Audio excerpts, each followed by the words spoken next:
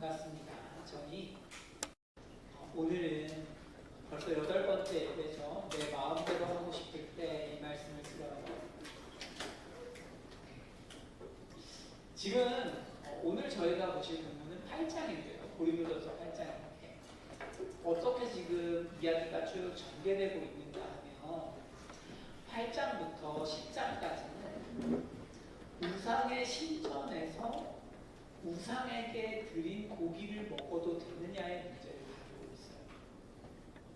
말하자면 제사를 지낸 음식을 먹어도 되느냐 이런 것이죠.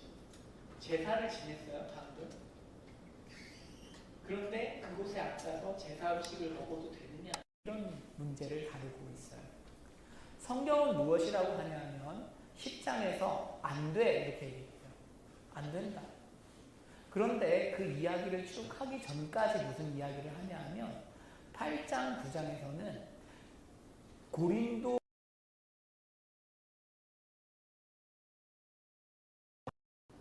8장 1절에서 6절에서는 이런 이야기를 했어요. 하나님은 한 분이시다. 하나님은 한 분이시기 때문에 우상들은 있어요, 없어요? 없어요. 그러니까 우상에게 바친 제물을 먹어도 됩니다 라고 주장을 했어요. 고린도 교회에 고기를 먹고 싶은 사람들이요. 그러니까 바울이 이것을 받아서 무엇이라고 이야기하는가 하면 하나님이 한 분이시기 때문에 너희 말대로 하나님이 한 분이시라면 하나님을 위해서 하나님을 증거하는 삶을 살아야 하지 않겠느냐. 그렇게 우상의 제물을 먹으면서 하나님이 있는지 없는지 사람들에게 헷갈리게 하는 것이 아니라 하나님 앞에서 하나님이 한 분이시니까 고기를 포기할 수 있는 사람이 되어야 하는 것이 아니냐라고 이야기를 했었습니다. 여러분, 우상은 아무것도 아닌데 이 표현은 사람들을 부추겨서 우상을 섬기는 그런 어떤 사탄의 세력이 허구다 이런 이야기는 아니죠. 성경은 분명히 사탄이 있다고 이야기하고 하나님을 대적하게 하는 영들이 있다고 가르치고 있어요. 고린도 교회의 성도들 대부분이 아니라 믿음이 강한 사람들, 소위 말해서 내가 믿음이 강해서 나는 우상에게 바친 고기를 먹어도 어떠한 꺼리낌이 없어. 난 믿음이 강한 사람이야 라고 주장하는 사람들은 아주 부분적인 것을 하나를 잡아서 자신의 행동을 정당화하는 것이죠. 여러분, 우리도 신앙생활을 하시면 이런 잘못들을 많이 저지릅니다. 우리가 잘못된 행동이라고 생각하는 것들을 사실 사람은 계속적으로 저지르기가 굉장히 어렵다는 사실을 알고 계세요? 내가 뭔가를 진짜 잘못하고 있다고 생각하는 사람은 죄책감이라는 괴물과 싸워야 합니다. 그렇기 때문에 내 삶에 내가 뭔가 정말 잘못하고 있다라고 생각하는 사람은 죄를 저질렀을 때 정당화를 하게 되어 있습니다. 예를 들면 여러분 누군가를 미워해요. 마음으로. 그런데 이 미워하는 내가 뭔가 잘못하고 있다고 정말 깊이 생각이 들면 죄책감에 시달립니다. 사람은. 그러면 사람은 회개를 하고 미워하지 않아야 하는데 그렇게 안 하고 미워하는 나한테서 미워할 만한 이유를 찾는 것입니다. 저 사람은 저렇게 했고 저 사람은 이런 행동이 나빴고 그런 식으로 해서 미워해도 괜찮아 라고 자기를 달래게 되죠. 그러면 그 행동을 지속할 수 있습니다. 이해 가시죠? 고기를 먹는 문제도 똑같은 것입니다. 우상에게 바친 제물, 그 고기를 먹었을 때 죄책감에 시달리는 사람은 이것을 못 먹습니다. 그런데 이 고기를 계속 먹고 싶으면 정당화를 해야 하는 것이죠. 먹어도 괜찮아 라는 논리를 가져와야 하는 것입니다. 그리고 고린도 교회에 어떤 사람들은 이런 논리들을 만들어낸 것이죠. 우리도 이제 청년 공동체를 섬기다 보면 혹은 섬기지 않다 보면 이런 생각을 하곤 하죠. 혹시 이런 친구들 만나보셨어요? 교회 열심히 섬기는 거 좋은데 삶에서도 하나님을 잘 믿어야지 이렇게 주장하는. 그리고 교회 공동체는 섬기지 않아요. 개인적으로 신앙생활 하는 것이 옳고 공동체에서 열심히 해봤자 소용이 없다. 이런 식으로 주장하는 사람들도 있습니다. 삶의 예배를 굉장히 강조하는 것이죠. 그죠? 삶의 예배가 중요해. 공동체 생활 열심히 한다고 되는 게 아니야, 신앙생활은. 여러분, 이런 식으로 마치 공동체 생활이 의미 없다는 것처럼 이야기할 수도 있어요. 또 한편으로는 공동체 생활을 열심히 하는 청년들은 내가 공동체 생활 열심히 하니까 조금 삶에 나태해도 돼. 이런 식으로 정당화할 수도 있죠. 여러분, 우리가 살다 보면 우리가 아는 성경 지식을 가지고 자신의 잘못을 덮고 강한 자가 될 수 있어요. 나는 믿음이 강해. 내 행동은 그러니까 괜찮은 거야. 라는 식으로 강한 사람이 되는 거죠. 이런 지금 상황이 고린도 교회 전체에 벌어지고 있는 것입니다. 이게 지난주까지의 이야기예요. 자, 오늘 본문을 한번 살펴보겠습니다. 7절인데요. 7절. 저희 같이 한번 읽어보실까요? 시작. 그러나 이 지식은 모든 사람에게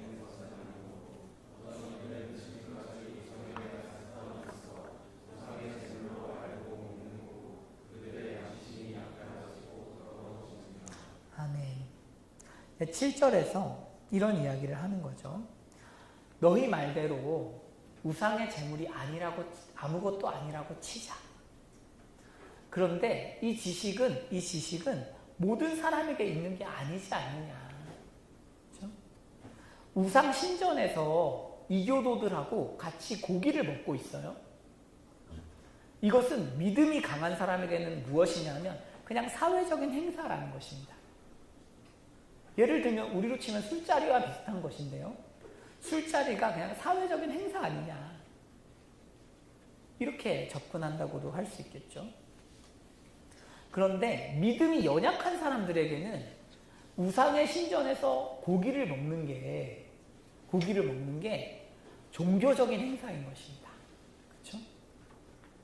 지금 우상의 신전에 모여서 우리가 다 같이 밥을 먹는데 이렇게 저를 기준으로 이쪽은 믿음이 강한 사람들이어서 먹는데 아무 죄책감이 없어요. 우상은 아무것도 아니니까. 그런데 이쪽을 기준으로 이쪽부터는 이거 뭔가 우상과 연합하는 거 아니야? 죄책감을 느낀다는 것이죠. 자, 믿음이 연약한 사람은 그리스도의 성찬식을 하잖아요. 성찬식. 우리가 성찬식을 하면 그리스도와 연합하는 것 아닙니까? 마찬가지로 우상의 제물을 먹으면 연합하는 기분이 드는 거예요. 그러니까 이거 먹으면 안 될 것 같은데. 그런데 옆에서 계속 먹는 거예요. 먹으니까 양심에 엄청난 손상이 일어나죠. 먹는 사람들을 보면서 정죄하면서 양심이 상하고 또 자기 자신도 먹어요. 먹으면서 먹어도 되나 보다 하면서 먹고 양심이 상하는 것입니다. 우리로 치면 술자리에 가서 술 먹는 사람들 보면서 양심이 상해요. 장로라면서 왜 술을 마셔? 양심이 상해. 그런데 또 나도 억압에 못 이겨서 먹어요. 양심이 완전 망가지는 것이죠. 자, 이런 문제가 교회에 이렇게 있는 거예요.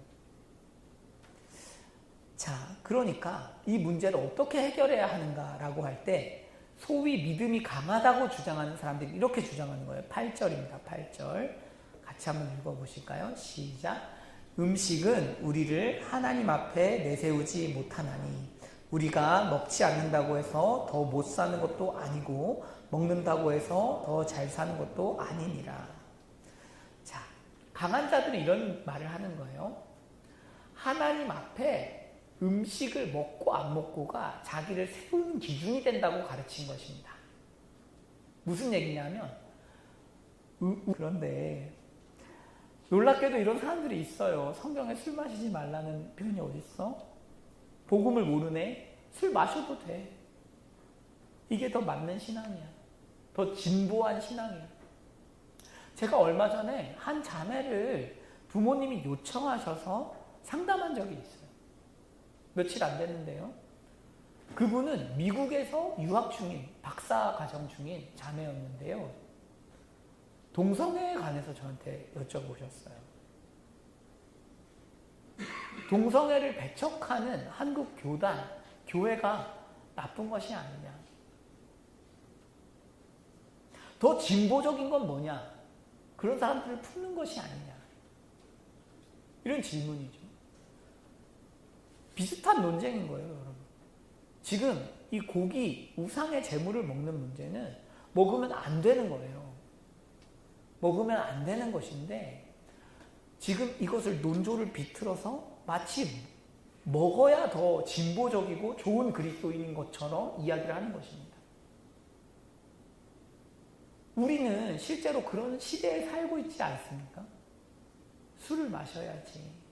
또 동성애도 뭐 포용해야지.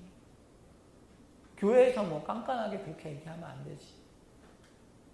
여러분, 이 주제들 하나하나가 너무 크기 때문에 제가 이걸 다 다룰 수 없지만 제가 지금 말씀드리고 싶은 것은 사람들은 성경이 안 된다고 하는 것들을 비틀어요.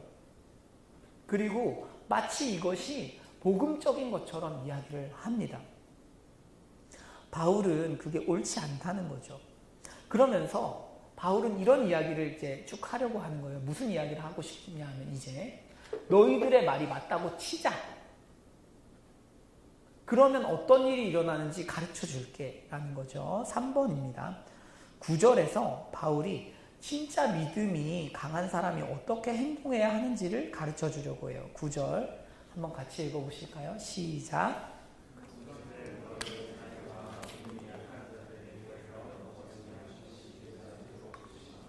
아멘. 고린도 교인들은 엑스시아, 이게 자유라고 번역을 했는데 사실은 권리이라는 단어예요. 권리로 훨씬 많이 번역을 하거든요. 선택할 수 있는 자유가 있다고 주장했어요. 고린도 교인들은 늘 그게 고민인 거예요. 내가 어디까지 해도 되지? 여러분 이런 생각 안 해보세요? 교회에서 나 어디까지 해도 될까? 교회에서 나 어디까지 섬겨도 될까? 어디까지 말을 함부로 해도 될까? 어디까지 해야 될까? 나의 권리는 어디까지일까? 그렇죠? 어디까지 행동이 허용되는 걸까? 사실 그게 궁금하신 분들도 많잖아요. 술을 마셔도 됩니까? 이것도 그 질문에 포함되는 거죠. 어디까지가 가능합니까, 목사님? 그죠? 어디까지가 가능합니까? 혼전 순결 문제, 술 마시는 문제. 어디까지 가능해요, 목사님? 목사님, 그래요. 혼전 순결은 알겠어요. 그러면 스킨십은 어디까지 가능합니까? 어디까지를 묻는 거잖아요. 고린도 교인들도 마찬가지예요. 계속 권리 문제예요. 이런 얘기죠. 나는 우상의 신전에서 재물을 먹을 권리가 있어. 이게 신학적으로 틀린 게 아니야. 나 먹을 권리가 있어. 내가 먹느라고 교회가 어렵고 어떤 사람들의 마음이 힘들더라도 나는 고기를 먹을 거야. 나는 권리를 정당하게 행사했으니까 내가 문제가 아니야. 연약한 사람들이 나를 받아주지 못하는 게 문제야. 이런 거죠. 자, 바울이 여기에서 이런 이야기를 하죠. 자유가, 권리가 믿음이 약한 자들에게 걸려 넘어지게 하는 것이 되지 않도록 해야 되지 않을까? 걸려 넘어지게 하는 것이라는 단어는 프로스콤마라는 단어인데 올무라는 단어예요. 이 올무라는 단어는 신앙생활을 그만두다 이런 뜻이에요. 출애굽기에 있거든요. 한번 넘어가 보실까요? 출애굽기 23장 34장에 이렇게 되어 있어요. 그들이 네 땅에 머무르지 못할 것은 그들이 너를 내게 범죄하게 할까 두려움이라. 네가 그 신들을 섬기면 그것이 너의 올무가 되리라. 34장도 마찬가지입니다. 하나님을 그만 섬기게 될 거야 이 뜻이에요. 여기에서. 믿음이 강한 사람들이 계속 고기를 먹으면 어떻게 될까요? 믿음이 연약한 사람들도 따라 먹고 결국은 신앙에서 이탈한다는 것입니다. 여러분 물론 가장 깊은 차원에서 우리 신앙을 주관하시는 분은 하나님이세요. 인간에게 달려있지 않아요. 그럼에도 불구하고 교회는 한 집과 같고 어머니와 같아서 우리는 이 안에서 자라나요. 우리는 좋은 교회가 중요하고, 왜 중요한가 하면 교회에서 우리는 개별적으로 믿음이 성장하고 자라나기 때문입니다. 그렇기 때문에 믿음이 강한 사람, 먼저 믿은 사람들은 연약한 사람들을 조심스럽게 대할 필요가 있는 거죠. 여러분, 이제 10절에서 11절에는 어떻게 하면 이 사람들이 믿음을 잃어버리는지에 대한 이야기가 나오거든요. 한번 살펴보겠습니다. 10절입니다. 10절 같이 한번 읽어보실게요. 시작. 지식 있는 네가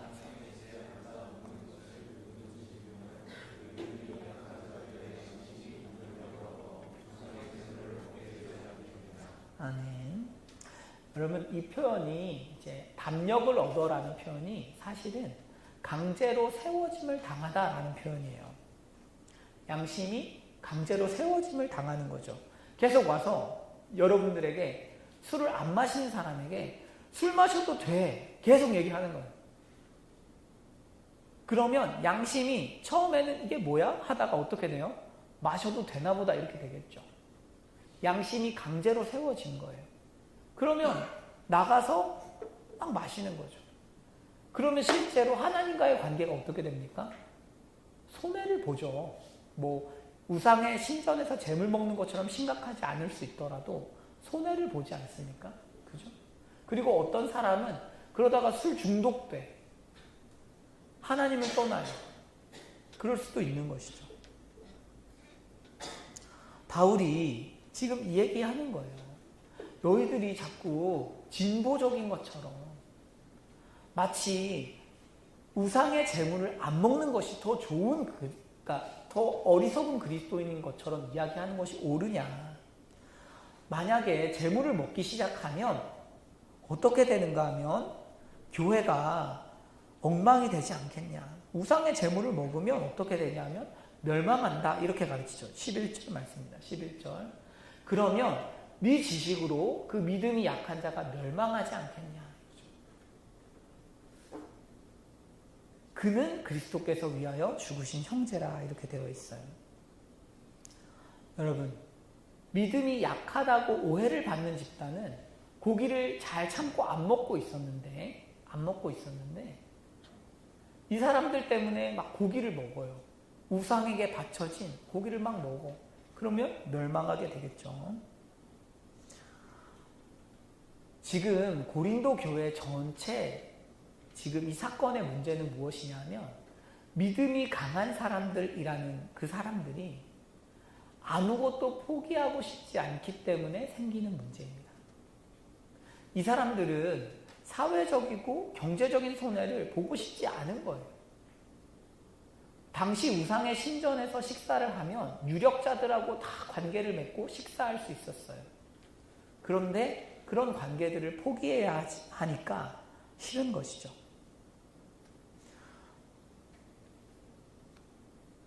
그렇게 계속 자기 변호를 하는 것입니다. 자기 행동에. 왜 고기 먹었습니까? 예를 들어서 저희 중에 처음 이렇게 고기를 누군가 먹었다고 해봐요. 우상의 신전에서. 그럼 이렇게 가서 묻겠죠. 우상의 신전에서 고기를 왜 먹었습니까? 당신 복음을 모르는군요. 먹어도 됩니다. 그렇게 해서 하나씩 다 먹기 시작한 거죠. 그러다가 어떤 형제는 멸망한 거죠. 하나님을 떠난 거죠. 그 과정에서.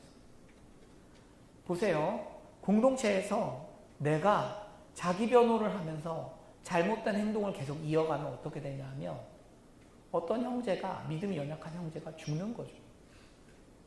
신앙생활을 못하는 거죠. 여러분, 한 해에 교회에 수많은 사람들이 옵니다. 올해 저희 70명 왔어요. 세 가족이. 70명이 등록을 했어요. 물론 그분들이 모두 다 우리 공동체에 등록을 끝까지 하시느냐, 그건 아니지만 등록을 하세요. 작년에도 130명이 등록을 했어요. 아마 그 전에도 많이 했겠죠? 그런데 한번 생각해 보십시오. 그만큼 숫자가 늘어납니까? 그렇지 않아요. 공동체를 이러저런 이유로 떠나는 분들도 적지 않아요. 왜 그럴까요? 물론 뭐 다양한 이유가 있을 수 있지만 그 중에 일부는 뭔가 해서는 안 되는 행동을 따라하다가 신앙을 잃어버리는 케이스들도 있어요. 여러분, 교회 공동체라는 것은 사실 누가 제일 중요한가 하면 저는 제가 볼 때는 교회 공동체에서 제일 핵심적인 것은 정말 중책을 맡은 리더들이 너무 중요한 것 같아요. 리더들이 죄와 싸우지 않고 내가 편한 걸 이렇게 하면서 신학으로 정당화할 때가 있어요. 말을 막 함부로 해요. 그런데 정직하다고 생각해요. 할 말을 했다고 생각해요. 죄의 경각심을 가지고 깨어있지 못하면 우리도 강한 자처럼 될 수 있어요. 그래서 리더분들은 한번 생각해 보십시오. 내 행동을 03에서 05 정도 되는 동생들이 따라하면 어떻게 될까? 이렇게. 그래도 될까? 내가 하는 언어와 행동이 과연 애들 보기에 어떨까? 고민해 볼 필요가 있겠죠? 그 외에도 많죠. 여러분, 제가 작년에 리더분들이 연애하면서 집에서 데이트 안 했으면 좋겠다. 막 공지하고 그랬어요. 그리고 여행 가는 거 안 했으면 좋겠다. 두 분 사이엔 별일이 없을 수 있다. 그런데 동생들이 보고 따라하면 어떡하지? 못 모르는 동생들이 막 보고 놀러 가도 되나 봐. 그러다가 성적으로 무너지기라도 하면 사실상 신앙생활이 안 됩니다, 여러분. 굉장히 어려워져요. 그게 올무가 돼서 넘어질 수 있는 거죠. 그래서 그냥 내가 여행 한번 갔는데 어느새 그게 나비효과처럼 어디선가는 사람을 무너뜨릴 수 있단 말이에요. 얼마 전에 한 청년이 저한테 목사님, 저 작년부터는 여자친구랑 데이트할 때 안 가요. 원래도 아무 일 없었는데 모범이 되고 싶어요. 이렇게 이야기해 주더라고요. 참 감사했어요. 제가 그런 거죠. 리더들에게 강하게 뭔가 이렇게 이 선을 지켜주십시오. 이렇게 하는 이유는 하나님께서 그분들을 통해서 영혼을 구원하는 일을 하고 있기 때문이죠. 목사로서 뭐 저도 마찬가지인데, 그러니까 저도 죄가 아니라고 할지라도 믿음이 약한 사람이 저의 언행을 따라할 때 실수할 여지가 있으면 조심해야 되는 거죠. 그래서 제가 평신도일 때보다 제 부르심을 받아서 이렇게 교회에 있으면 그런 부분들을 다 잘하지도 못하지만 어쨌든 신경을 쓰다 보면 정말 쉽지 않아요. 그래서 늘 조심하려고 하는데 그러다 보니까 옛날처럼 웃기지를 못해요. 저 되게 재밌는 사람이에요, 제가 원래. 근데 이렇게 장난을 치면 괜히 또 이제 실수할까봐. 그래서 제가 카톡방에 뭐 이제 장난칠 때 있어요. 친한 이제 리더들하고. 이제 충충 메타 고 막 이러면. 그거 올리지 마세요. 오해하니까. 제가 이제 무슨 얘기냐 하면, 제가 여러분들에게 같이 만들고 싶은 공동체는 그런 거예요. 동생들이 믿음 좋은 형 누나들은 다르구나. 적에 맞구나. 이런 거죠. 제가 1청년부 제발 연애하지 마라. 안 했으면 좋겠다. 그러니까 권장해요, 권장. 그러니까 해도 돼요. 안 죽여요. 하는데, 근데 이제 권장하는 거죠. 안 했으면 좋겠다. 왜 그러냐 하면, 믿음이 어린 동생들이 해도 되는 줄 알기 때문이에요.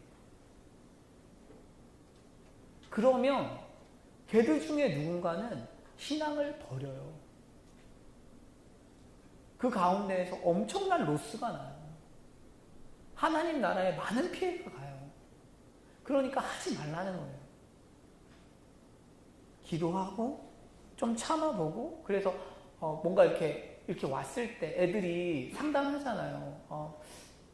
언니 저 좋아하는 사람 생겼어요. 그러면 야 그냥 만나. 그러지 마시고, 나도 힘들었지만 많이 참았어. 그리고 하나님이 나한테 좋은 열매를 주셨어. 이렇게 간증할 수 있는 공동체가 되면 좋겠어요. 네. 본문은 그게 아닌 것 같은데 계속 연애 얘기를 하고 있습니다. 이게 적용 때문에 그래요. 적용 때문에. 근데 이제 사실 저희가 이 청년부 사역이 전부 다 권리에 관련된 게 다 연애예요. 목사님 연애하면 안 됩니까? 제가 무슨 힘이 있겠습니까? 그러면 이제 안 했으면 좋겠어요. 그럼 이제 중간에서 변환돼서 해도 된대 이렇게. 안 했으면 좋겠다고 했는데 해도 된다는데 이렇게 가면서 이제 다들 하고 있더라고요. 근데 이제 제가 왜 그러냐면 이제 권리라는 측면에서는 여러분 해도 되죠. 그런데 그것들을 참아주길 바라는 거지. 동생들을 위해서. 좀 공동체를 위해서. 자, 그 다음입니다. 그런데 여러분, 목사님 도대체 왜 그렇게까지 해야 됩니까? 왜 우리가 자기 마음대로 못 살고 연약한 형제를 신경 써야 합니까? 11절입니다. 11절 하반절에 이렇게 돼 있죠. 그는 그리스도께서 위하여 죽으신 형제라. 12절에 이같이 너희가 형제에게 죄를 지어 그 악한 양심을 상하게 하는 것이 곧 그리스도에게 죄를 짓는 것이니라. 여러분, 우리가 믿음이 연약한 지체를 잘 보살펴야 하는 이유는 주님이 그 영혼을 위해서 죽으셨기 때문이에요. 참 이게 생각하기가 그렇게 쉽지가 않아요. 뭐냐면 믿음이 연약하다는 것은 여러분 단순히 믿음만 연약한 게 아니에요. 고린도 교회 상황에서는 믿음이 연약할 뿐 아니라 사회 경제적으로도 연약한 사람들이에요. 왜냐하면 지금 결국 고기에 관한 싸움인데, 고기를 포기한다는 건 사회 경제적인 손해를 많이 본다는 뜻이에요.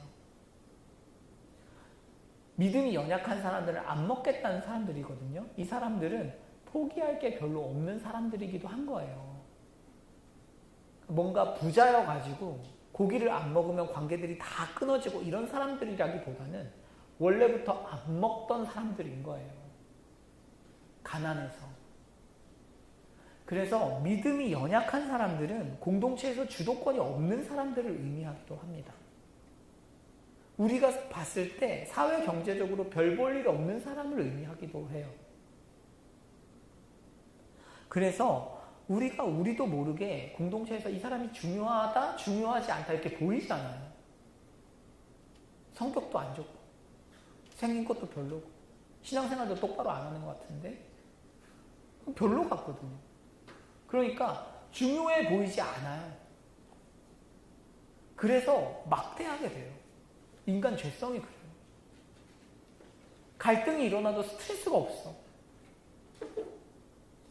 믿음이 연약한 사람한테 그렇게 대할 수 있다는 거죠. 그래서 중요하게 여기고 이 사람에게 정말 존중하면서 섬기기가 어려운데,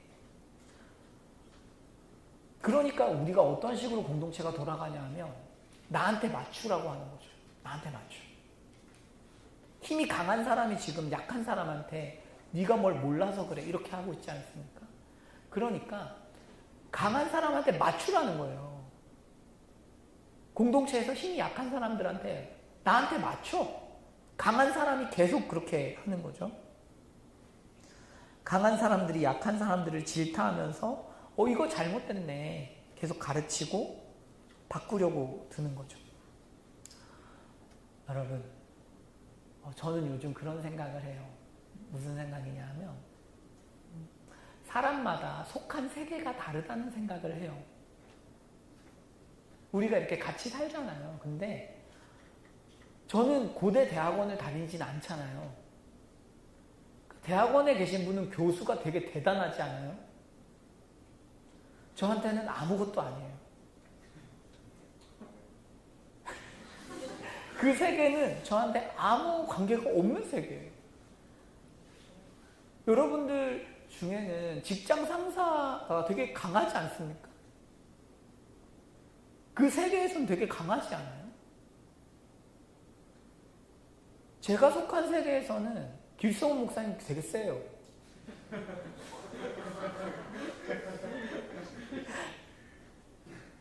그런데 여러분한테 세진 않죠. 여러분한테 되게 강하진 않잖아요. 무슨 얘기냐면 속한 세계가 다 다르다는 거예요. 속한 세계가 다 달라요. 그런데 우리가 공통으로 소유하고 있는 세계가 뭐냐면 신실인 공동체예요. 우리는 언젠가 이 세계를 떠날 거예요. 신실인 공동체에 평생 있지 않을 거예요. 평생 있더라도 평생 있으면 안 돼요. 안 되잖아요. 저는 요즘 무슨 생각을 하냐면 그래서 우리가 속한 세계인 이 신실인 공동체가 천국을 닮은 세계면 좋겠다. 무슨 얘기냐면 우리가 경험하는 세계는 굉장히 폭력적이고 못된 세계예요.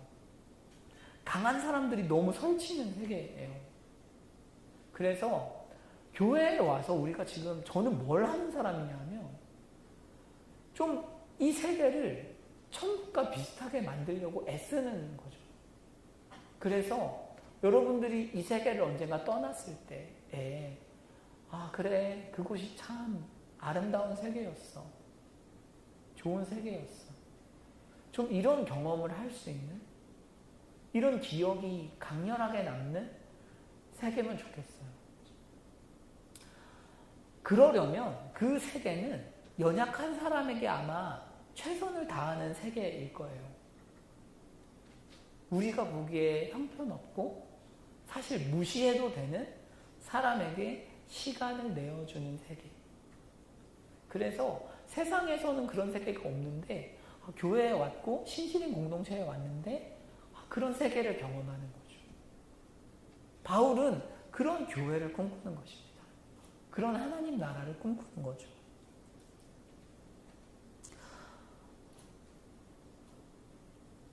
여러분, 그래서 저는 우리 이곳에 계신 분들이 같은 꿈을 좀 꾸면 좋겠어요. 우리 뭘 하기 위해서 이렇게 애를 쓰고 있는가 할 때 정말 좋은 세계를 만들면 좋겠어요. 우리가 속하고 함께 이렇게 공유하는 세계가 너무 아름답고 따뜻하고 사랑이 많은 세계로 만들어가는, 그래서 사람이 늘어나면 좋겠어요. 그러니까 이 세계가 너무 좋아서. 자, 그런데 그런 세계를 만들어 가려면 권리를 좀 내려놔야 되는 거죠. 중요한 사람들이. 그렇죠? 중요한 사람들이 권리를 내려놓지 않으면 안 되는 거죠. 비슷한 내용을 다루는 본문이 하나 더 있는데 마태복음 18장입니다. 마태복음 18장. 같이 읽어보실까요? 시작. 누구든지 나를 믿는 이 작은 자 중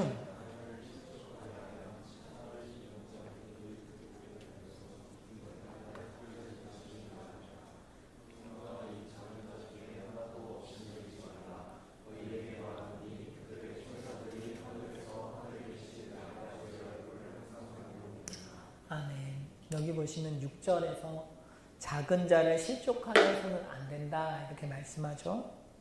작은 자가 실족하면 어떻게 돼요? 연자 맷돌이 금옥에 달려서 깊은 바다에 빠뜨려지는 것보다 실족하는 게 더 무섭다는 거죠. 그리고 10절에서 뭐라고 하냐면 작은 자 중에 하나도 없이 여기지 마라 이렇게 이야기를 하고 있습니다. 6절하고 10절은 작은 자들을 귀하게 여겨라 이 사람들을 실족하게 하면 안 된다 이런 말씀인데요. 어떻게 하면 실제적으로 작은 자를 업신여기지 않을 수 있을까요? 7절에서 9절입니다. 7, 9. 7절에서 9절 넘어가 볼게요. 7절에서 9절은 죄를 지으면 안 돼. 이걸 되게 강력하게 얘기하는 구절들이에요. 무슨 얘기냐면 작은 자를 섬기기 위해서 작은 자를 실족시키지 않으려면 어떻게 해야 되냐면 우리 내면에서 치열하게 죄와 싸워야 된다는 거죠. 말하자면 성도가 죄를 짓지 않아야 하는 이유 중에 가장 중요한 이유 한 가지가 있다면 작은 자를 섬기기 위해서예요. 6절과 10절 사이에 7, 9절 이렇게 들어가서 실족하지 않기 위해서 죄를 이겨라 이 말을 하고 있는 거거든요. 여러분 고린도전서에서 바울도 같은 말을 하고 있어요. 8장 13절 우리 같이 한번 읽어볼게요. 시작. 그러므로 만일 음식이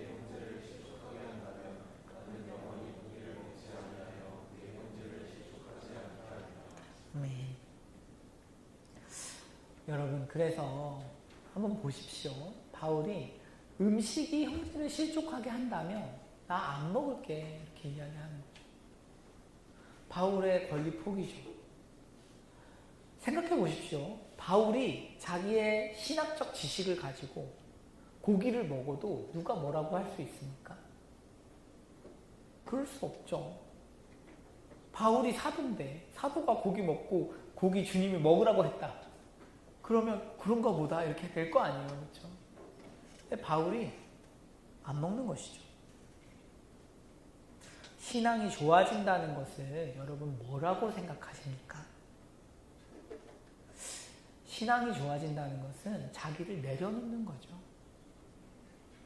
내가 다른 사람에게 더 유익하게 변하는 것이죠. 이유익 전도사님이 처음에 교회에 이렇게 부임하셨을 때 제가 성함을 보고 참 이름을 잘 지었다 생각했어요. 왜냐하면 신앙의 본질이거든요. 남에게 유익한 것. 이게 왜 중요하냐면 여러분 생각해 보십시오. 그리스 로마 문명에서는 열심히 미덕을 키우는 이유가 자기를 위해서예요. 절제하는 이유? 나를 위해서. 뭔가 헬스를 하는 이유? 나를 위해서. 모든 게 자기를 위해서예요. 인내하는 이유? 다 자기를 위해서예요. 그리고 그 사람을 최고로 쳐줘요. 열심히 책을 읽고 지혜를 얻는 이유? 자기를 위해서. 그리고 그렇게 준비된 개인을 이렇게 우상시하는 문화가 있어요. 우리도 그런 문화에서 살죠.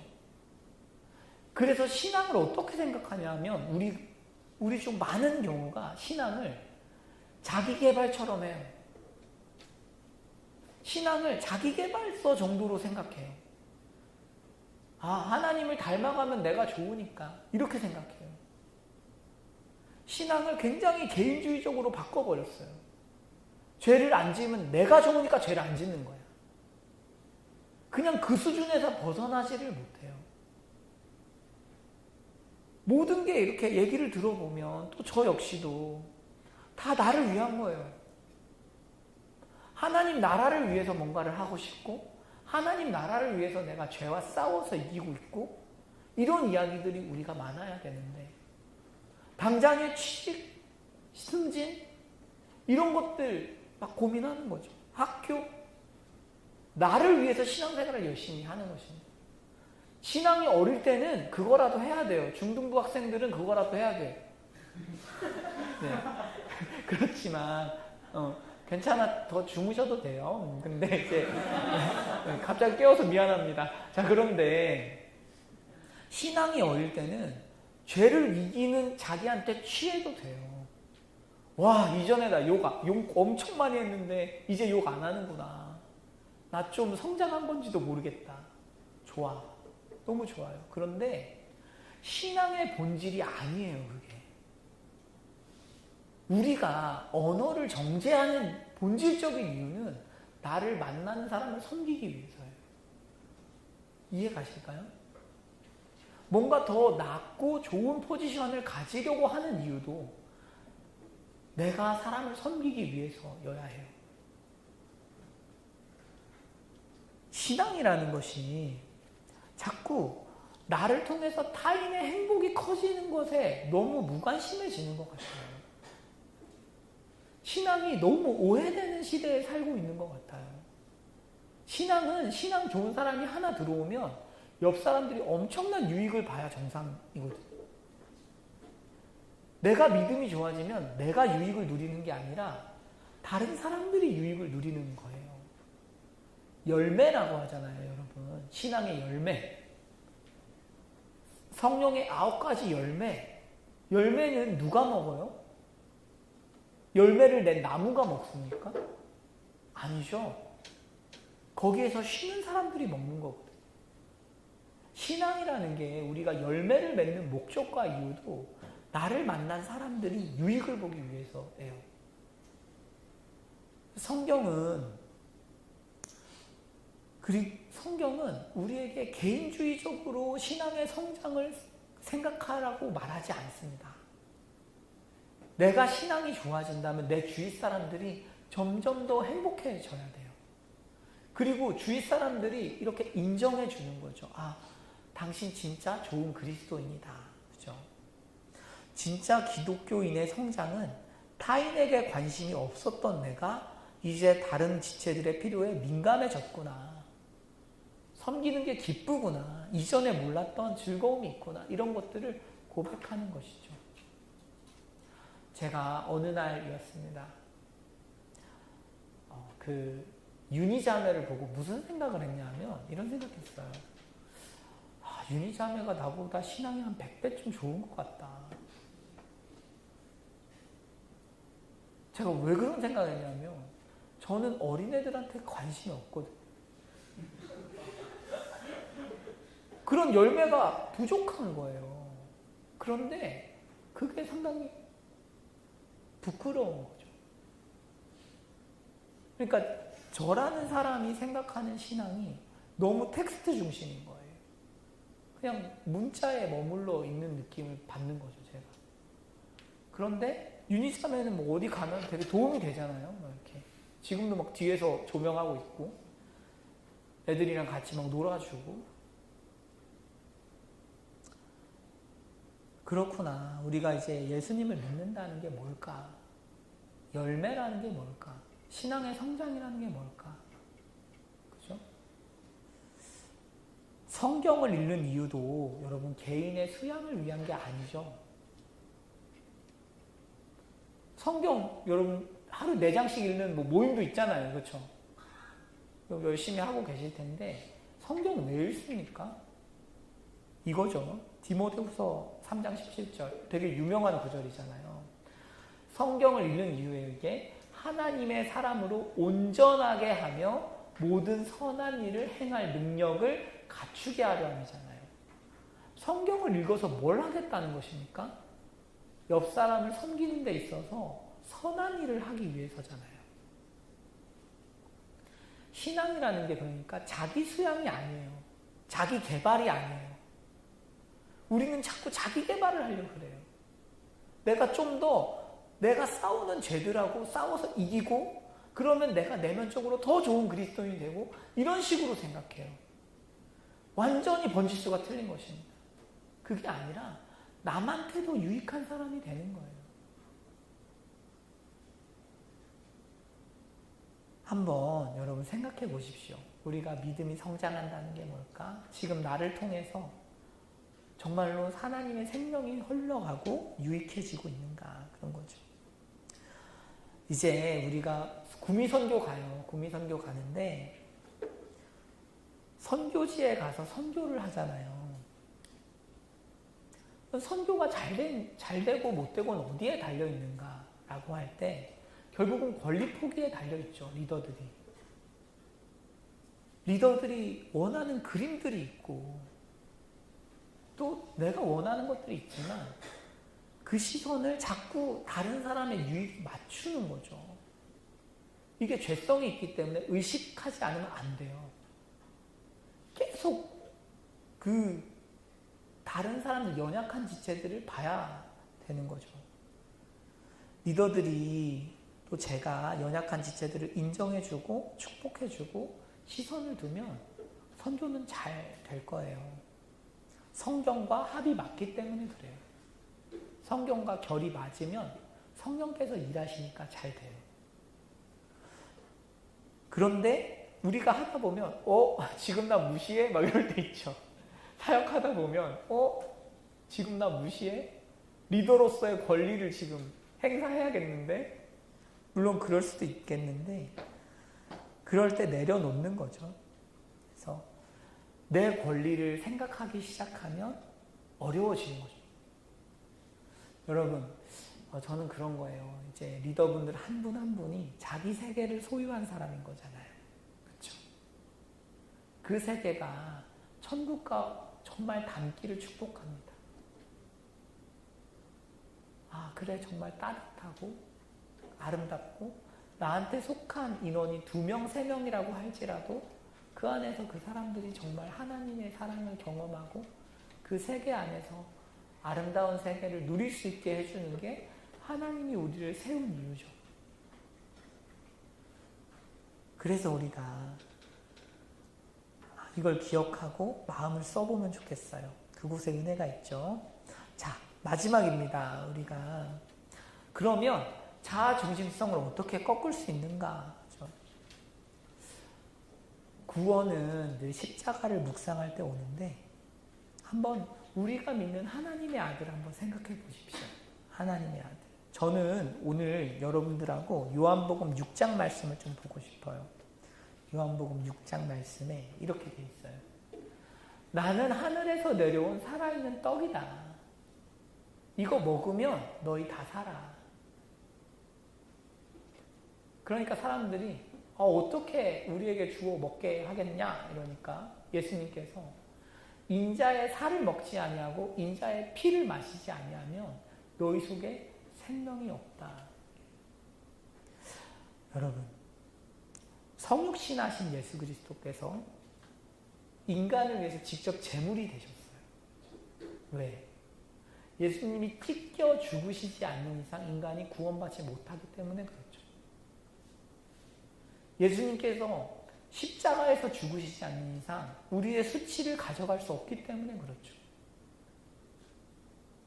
예수님께서 권리를 포기하신 거죠.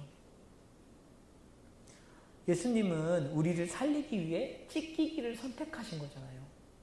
우리가 성찬을 할 때 앞에서 담임 목사님이 이렇게 빵을 찢는 퍼포먼스를 일부러 하신단 말이에요. 왜냐하면 예수님이 그렇게 찢겨 죽으셨음을 보여주기 위해서거든요.